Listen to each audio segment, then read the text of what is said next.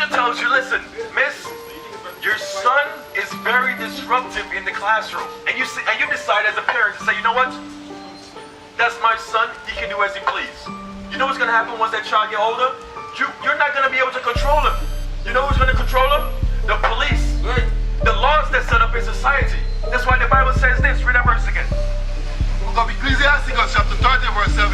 He that maketh too much of his son shall bind up his wounds. So parents should not be going to the schools to fight teachers.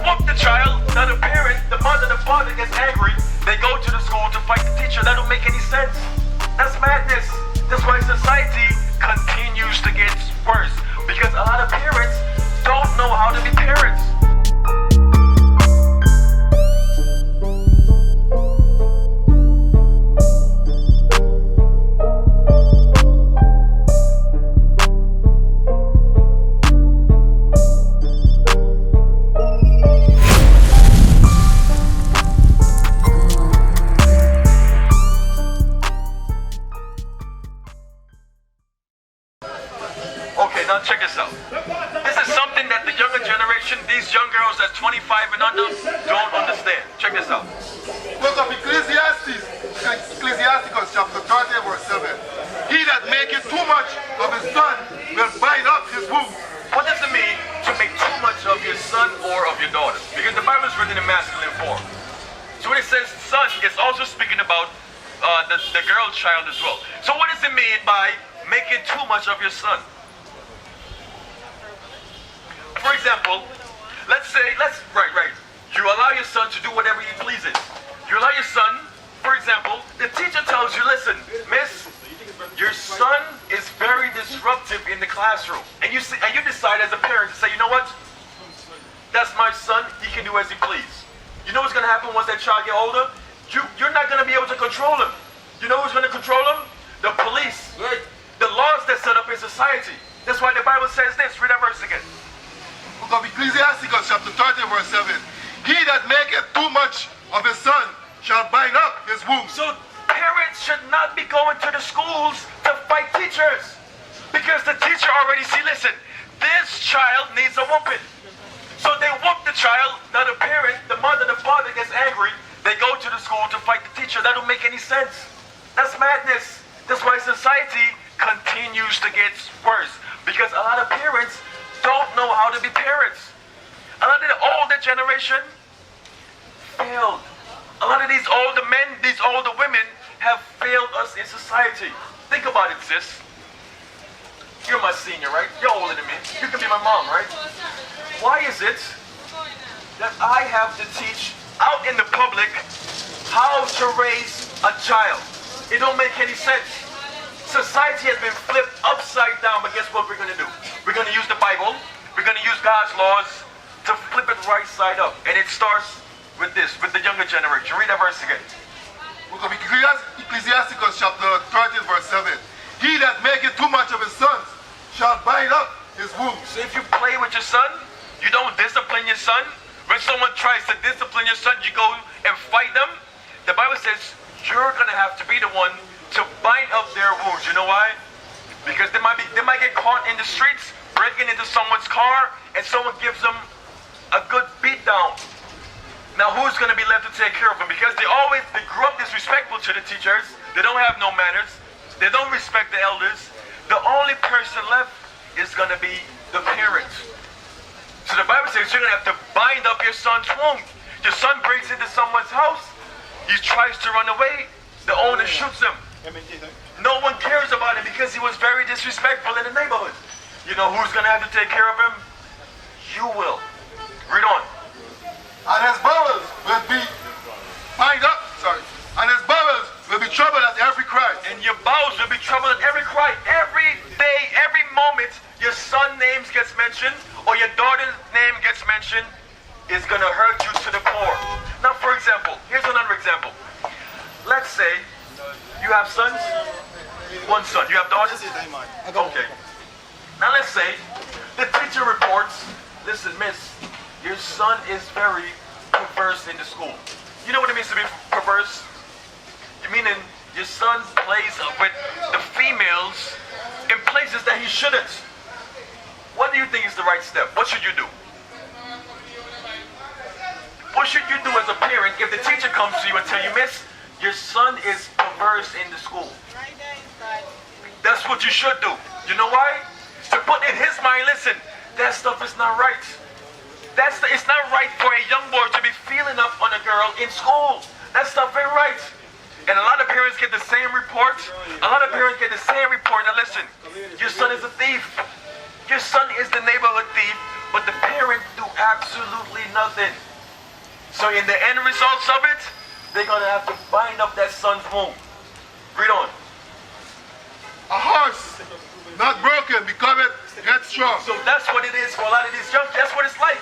The mind of a lot of these young brothers in school, they're like a horse that's not been broken in. No one can ride it. No one can try to correct it. Read on. A child left to himself will be willful. Now what does it mean by a child left to himself will become willful? What does that mean? Why would the child be left to himself? Right, you know why? Because the parents is not parenting in the house. You know who's parenting the child? Skang? Skilly Bang? What's the artist that spat in the girl's mouth? What's his name? Jeffrey, whatever the case is. You got all these different foolishness teaching on the media that's raising your son. So he's left to himself, and all that's being programmed in his mind is be a dunce thug, be a part of the Molly gang, run the street, wake up, the first thing you go do is stand on the corner. You know what I'm talking about. In these neighborhoods that we populate, black brothers on the street corners playing music all day long. They sagging their pants and they smoking marijuana. Read that verse again. A horse not broken becometh headstrong, and a child left to himself will be willful. So children should not be left to themselves. You know why? Because they have to be guided. Children should not be left to themselves in front of television. And they should be, guess what they should be? They should be disciplined when they do something wrong. Let's say your son decides he's not going to wash the dishes, and you told him to wash the dishes. You know what a lot of parents do? A lot of parents come home, see the house in a mess, see the dishes not being done, and they say, oh, you know what? I guess I got to go do the dishes by myself. I got to go do the chores by myself because my son will never do it. Without disciplining that son or disciplining the daughter. So because they're left to themselves, they think, you know what? I can get away with this. I'm above the law. I can do as I please. But that's not what the police say. That's not what the juvenile center say. That's not what Lusignan prison say. And you're going to have to be the one to go and visit them. So the Bible gives us the blueprint on how we raise children. But guess what? You go to church. Very good. Because this stuff is not being taught in the church. For example, we sat down with one of the pastors, very famous. He's infamous. You might know who it is. He's very infamous. He told us, there's nothing we can do to fix black people. That was the pastor's word. And he has millions of people that supports him online and goes to his church. He told us there's nothing we can do to fix black people. You think that's someone that we should listen to? Absolutely not. Read on. Verse 9. Conquer thy child, and he shall make thee afraid. You know what the Bible says? The Bible says, conquer thy child, meaning what? Give your son, give your daughter a whooping when they disrespect you. Give your son a whooping when they're not doing good in school. When they decide, you know what? I don't care about academics. All I care about is chasing after the girls. You shouldn't let that stuff slide in your house. You should not let that stuff slide as a mom. Read that verse again. Conquer thy child, and he shall make thee afraid. Play with him, and he will bring thee to heaviness. Now, the Bible says, if you play with your child, they're going to bring you to happiness. How can you play with your child? Because it's right. Do you think it's right for you to take your son to the movies or play with your son at the house? You know, parent and son bonding, that's right, right? So now, why would the Bible say, if you play with your child, he's going to bring you to happiness?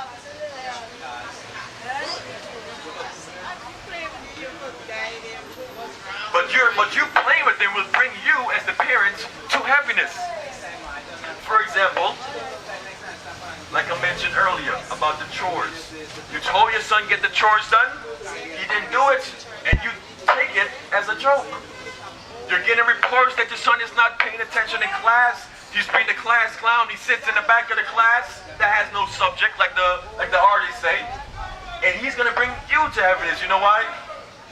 He's gonna grow up. He's not gonna have no job, and you're gonna be taking care of him at 50 years old. At 60 years old, he's gonna still depend on you to cook for him. Read that verse again. Verse 9. Go to thy child, and he shall make thee afraid. Play with him, and he will bring thee to happiness. So the Bible gives us the blueprint. The Bible says, listen, discipline your children. And don't get angry when the teacher does in the school. It's to help you. Go ahead. Verse 10. Laugh not with him, lest thou sorrow with him. See what the Bible says? Don't play with your children. They disrespect the rules in your house. They disrespect you. They disrespect the elders. The Bible says what? Laugh not with him, lest thou have sorrow with him. Because if you play with him in his disrespectful mannerism, he's going to do what? Read that part again. Laugh not with him, lest thou have sorrow with him. Because you're going to end up paying for it in the end. Now everyone's going to know you as the mother that raised a failure. The mother that raised a loser. The mother that raised a abusive boy. The mother that never raised their son